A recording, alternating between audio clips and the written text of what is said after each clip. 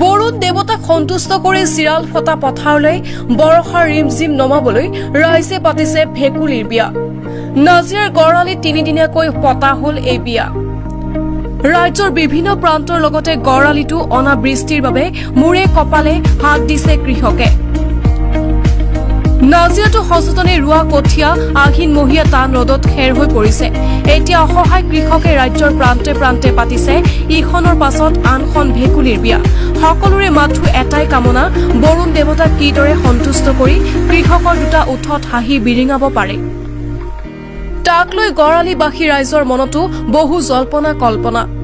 অৱশেষত চিৰাল ফটা পথাৰলৈ বৰষাৰ ৰিমঝিম নমাবলৈ গড়আলিবাসী ৰাইজে পাতিলে ভেকুলীৰ বিয়া। আপুনি যিয়েই নকওক বা নাভাবক কিয়, এই ভেকুলীৰ বিয়াৰো আছে এক সুকীয়া মৰ্যাদা। ইতিমধ্যে নাজিৰাৰ গড়আলিত তিনিদিনীয়াকৈ পতা এই বিয়াখন যোৱা নিশা ৰাইজে সামৰণি পেলায়। লগতে আপুনি মন কৰকচোন এই আইতাগৰাকীলৈ। কৃষি ভূমিত পৰ্যাপ্ত পৰিমাণৰ পানী তথা বৰষুণৰ বাবে ভেকুলীৰ বিয়া নাম ইমান ধুনীয়াকৈ গাইছে। বৰষুণৰ কাৰণে কৰিছিলোঁ। হ'ব এতিয়া মই নামষাৰ কাইলৈ হ'ব নহয়। কৰে ভেকুলী বিয়া মেঘলৈ জাননী দিয়া,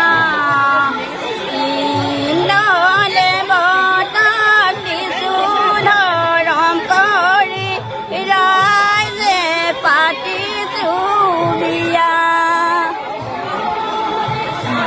আগত মই থিয় দি ক'বলৈ গৈছোঁ যে বহুত কষ্টৰে আমি বিয়াখন পাতিছোঁ, ভেকুলী বিয়া।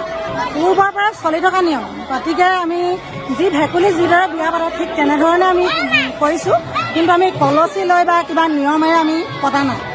আৰু ৰাইজ ইমান গোট খাইছে, আমাৰ বহুত ভাল লাগিছে। গতিকে আমি ৰাইজৰ দেখি আমাৰ সুখী হৈছোঁ। আৰু ভেকুলী বাইদেউ ইমান ধুনীয়াকৈ বিয়াখন পাতিছোঁ নহয়, ক'বলৈ বাকী নাই আৰু মানে বহুত ধুনীয়া লাগিছে। আৰু বৰষুণো যিমতে আমি আৰম্ভ কৰিছিলোঁ 3 দিন আমি থলোঁ, আৰু আজি 4 দিনৰ দিনাখন আমি তেওঁলোকক উঠুৱাবলৈ নিম।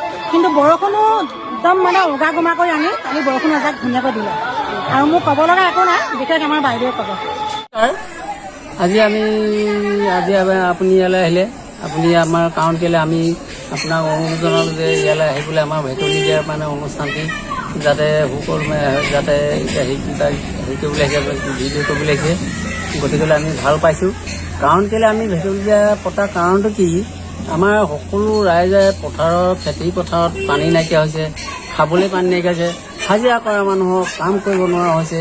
গতিকেলৈ